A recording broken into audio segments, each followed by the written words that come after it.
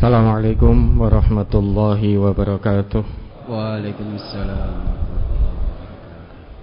Mari kita mulai. Bismillahirrahmanirrahim. Bagaimana Bapak Ibu kabarnya? Baik-baik? Alhamdulillah. Ini yang kedua kali kajian Ahad pagi kita bertempat di Pondok Pesantren MTA. Untuk 3 jam ke depan atau 3,5 jam ke depan, insyaallah kita akan bersama-sama mentadabburi apa yang menjadi aturan-aturan dinullah. Mudah-mudahan Allah berikan pada kita keikhlasan, kesabaran, kekuatan, kesehatan, sehingga dari awal sampai akhir mudah-mudahan kajian kita diridhai oleh Allah Subhanahu wa taala. Hari ini tidak ada brosur. Akan kita gunakan kesempatan yang Allah berikan ini untuk menjawab pertanyaan-pertanyaan yang sudah cukup sekian lama tertunda. Karena ini bertempat di Pondok Pesantren MTA, kami mengingatkan tentu di antara Bapak Ibu ini ada putranya yang sedang menjalankan pendidikan di pondok ini. Maka mohon jangan diberi HP putranya biar menyimak kajian. Karena nanti kalau panjenengan beri HP, ya putranya asik dengan HP-nya, padahal HP dilarang di pondok ini untuk santri-santri. Baik, dan karena ini di pondok pesantren, tempatnya tidak bisa menyatu sebagaimana di gedung pusat. Maka semaksimalnya di tempat-tempat ini karena tersebar, tidak bisa semuanya masuk, maka silahkan Bapak Ibu mencari tempat-tempat yang memang masih longgar tetapi suara sampai terdengar. Jangan mencari tempat yang tidak ada suaranya. Jangan-jangan malah sengaja sembunyi mojok sana di selatan lapangan sana dengan anaknya, dengan santri pondok ini. Nah, jangan sampai itu terjadi. Ya baik Bapak Ibu, mari kita segera mulai untuk menjawab pertanyaan-pertanyaan yang sudah tertunda semaksimalnya. Mari Ustaz. Ya. Nomor 15 dari tanggal 13 Maret Ustaz. Nah, ini sudah mau dikejar lagi bulannya. Oke, baik mari. Allah mengancam kepada orang yang berbuat syirik tidak akan diampuni dosanya. Bagaimana dengan orang yang berbuat syirik dalam hal ibadah? Ya sama. Orang berbuat syirik dalam ibadah juga terkena ancaman ayat An-Nisa 48 itu. Coba dibuka itu. Surat An-Nisa surat keempat ayat 48. A'udzu billahi minasyaitonir rajim. Innallaha la yaghfiru an yushraka bihi wa yaghfiru ma duna dzalika liman yasha wa man yusyrik billahi faqad iftara isman azima. Sesungguhnya Allah tidak akan mengampuni dosa syirik, dan Dia mengampuni segala dosa yang selain dari syirik itu bagi siapa yang dikehendakinya. Barang siapa yang mempersekutukan Allah, maka sungguh ia telah berbuat dosa yang besar. Innallaha la yaghfiru ayyushraka bihi wa yaghfiru ma duna dzalika liman yasha. Wa may yusyrik billah faqad iftara itsman 'azima. Sesungguhnya Allah tidak akan mengampuni dosa syirik, yaitu menyekutukannya dengan siapapun atau dengan apapun. Orang-orang yang menjadikan siapa atau apa sebagai tandingan bagi Allah, maka dosanya tidak diampuni oleh Allah. Allah hanya akan mengampuni dosa hambanya selain syirik, bagi yang Allah kehendaki. Yang Allah kehendaki diampuni dosanya selain syirik, tentu hamba-hambanya yang bertaubat dengan taubatan nasuha, itu akan diampuni dosanya. Namun demikian, hal ini bukan lantas berarti untuk terus berbuat syirik. Bukan. Pola pikir yang benar, yang sehat, bagi yang masih terlibat perbuatan syirik, segera berhenti total. Kemudian mohon ampun kepada Allah setiap saat. Tutup perbuatan buruknya itu dengan beramal soleh sebaik dan sebanyak mungkin. Ada harapan kelak di hadapan Allah timbangan amal kebaikannya lebih berat daripada timbangan amal keburukannya.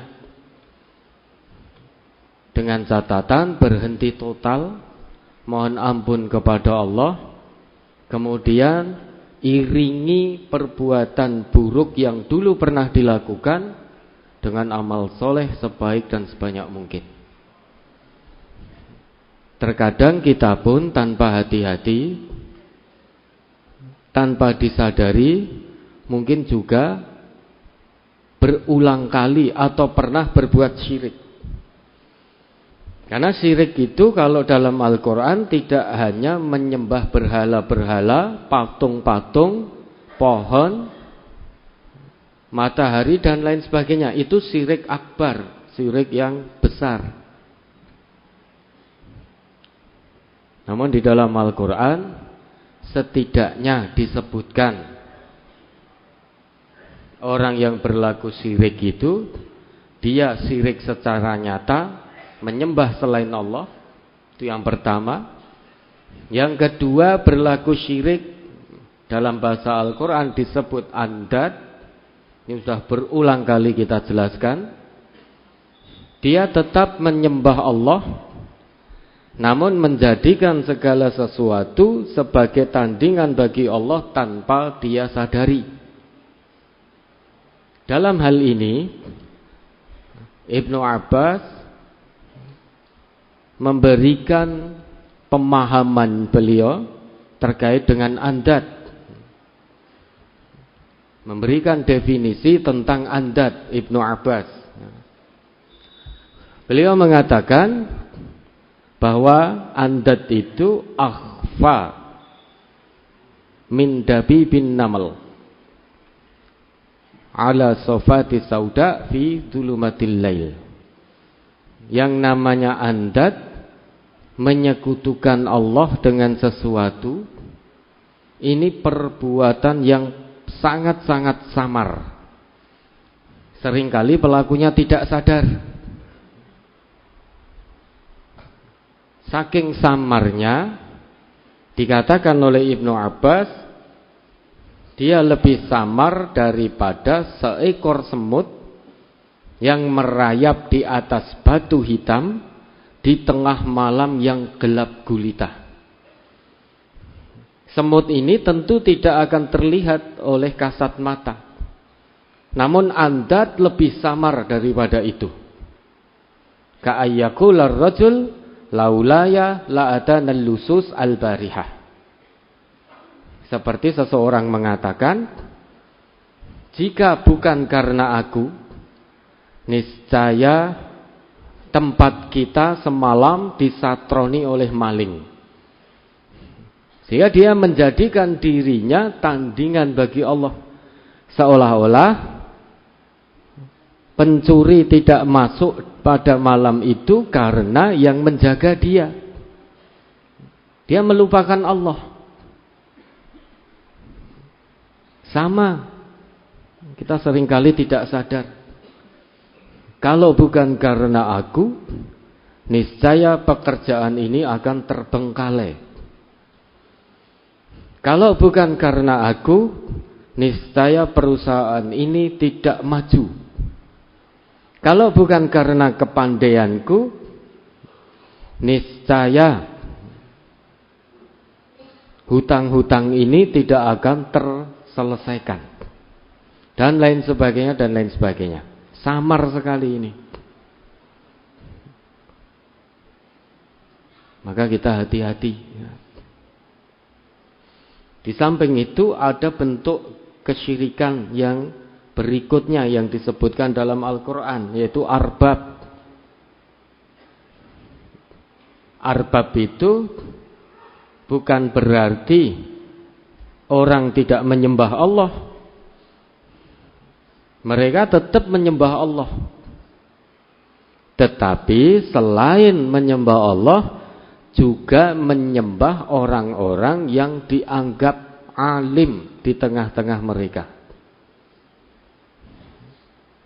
Ini keadaan Yahudi dan Nasrani. Ittakhadhu ahbarahum wa ruhbanahum arbabam min dunillah. Dalam Quran surat At-Taubah ayat 31 itu.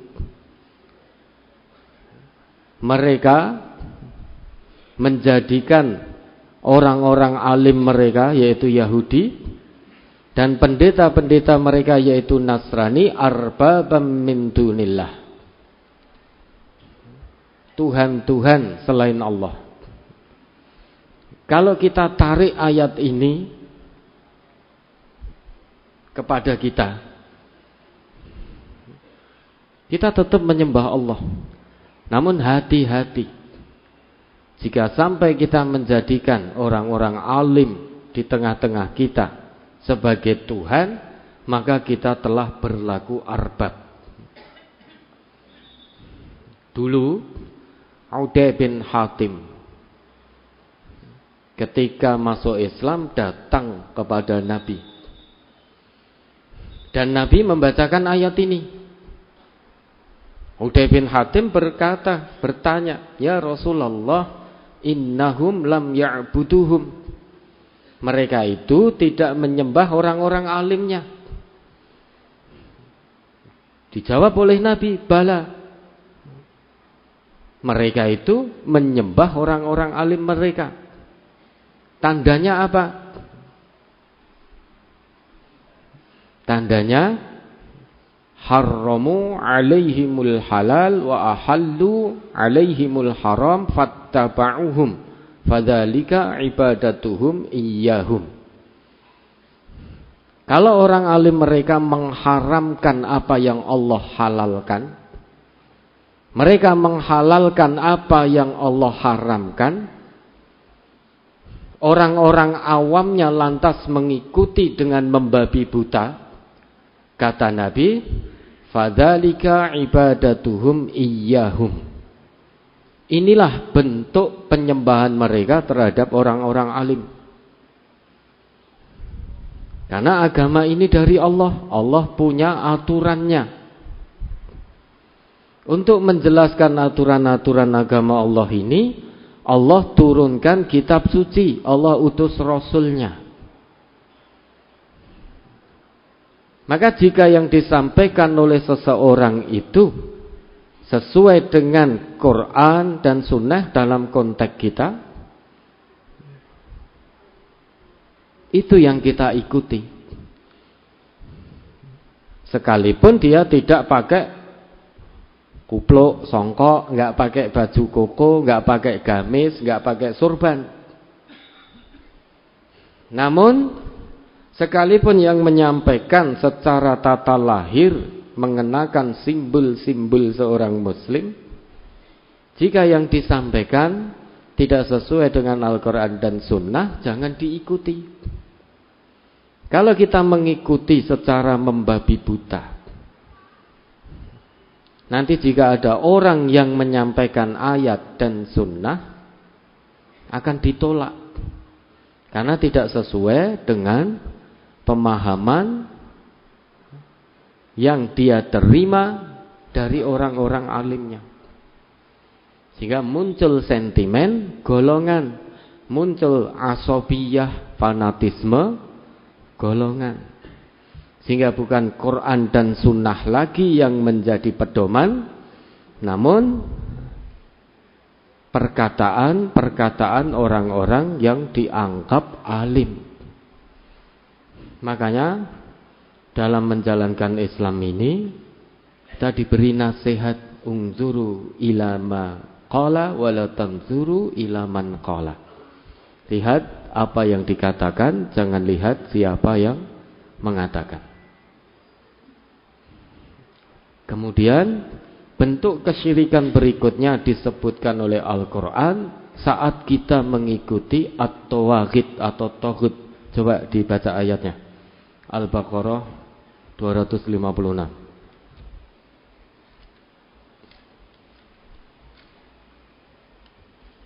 Surat Al-Baqarah, surat ke-2 ayat 256.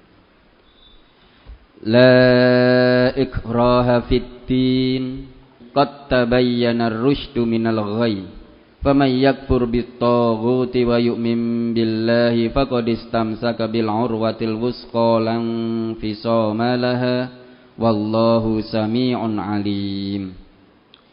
Tidak ada paksaan untuk memasuki agama Islam. Sesungguhnya telah jelas jalan yang benar daripada jalan yang sesat. Karena itu, barang siapa yang ingkar kepada taghut dan beriman kepada Allah, maka sungguh ia telah berpegang kepada buhul tali yang amat kuat yang tidak akan putus. Dan Allah Maha mendengar lagi Maha mengetahui. Ya toh, apa itu taghut? Yang menjadi pertanyaan kan ini. Ada notnya tidak? Taghut ialah syaitan dan apa saja yang disembah selain dari Allah Subhanahu wa ta'ala. Ya. Umar ibn al-Khattab menjelaskan at-taghutu huwa syaitan.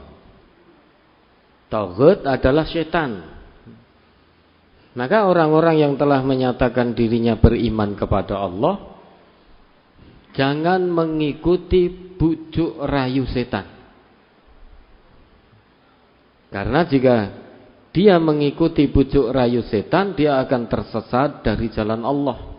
Dia akan berbuat kemaksiatan, baik dengan lisannya, maupun dengan tangannya, maupun dengan pola pikirnya, dengan pemikirannya, dengan perbuatannya, dan lain sebagainya. Siapapun orangnya, jika mengikuti bujuk rayu setan, maka orang yang pandai, dia akan punya pemikiran yang menyimpang. Tidak lagi lurus sesuai petunjuk Allah dan tuntunan Rasulullah. Maka harus dijauhi. Sedangkan Imam Malik menjelaskan taghut itu ma'ubida min dunillah. Segala sesuatu yang disembah selain Allah. Siapapun itu dan apapun itu. Ibnul Qayyim al-Jauzi memberikan definisinya tentang taghut dengan mengatakan kullu ma tajawaza bihil abdu haddahu min ma'budin au matbu'in au muta'in. Kullu ma tajawaza bihil abdu haddahu. Segala sesuatu yang seorang hamba itu melampaui batasan-batasannya. Baik dalam sesembahan min ma'budin au matbu'in dalam mengikuti seseorang au muta'in dalam mentaati seseorang. Ketaatan atau mengikuti seseorang harus dilihat apa yang disampaikannya. Jangan membabi buta. Nah, ini beberapa bentuk kemusyrikan yang disebutkan di dalam Al-Quran.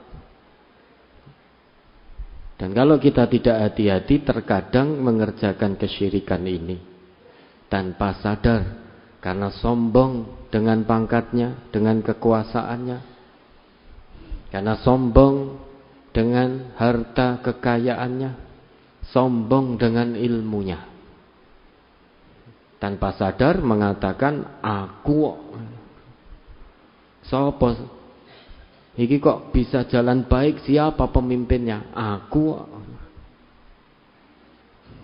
Siapa orang terkaya di kampung kita? Oh, siapa lagi?